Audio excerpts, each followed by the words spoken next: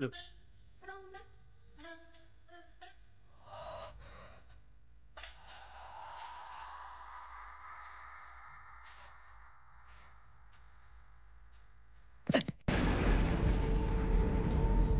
Ito ba yan?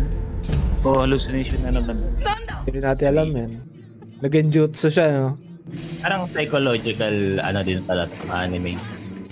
Parang psychological na sci-fi. Uy. Damn. Deads.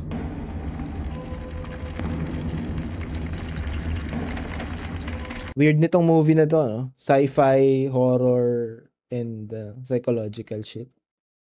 Bigat. Mabigat.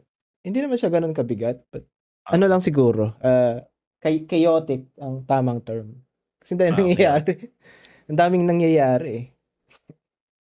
Pero bro, yung animation and ano, yung music is top tier, bro.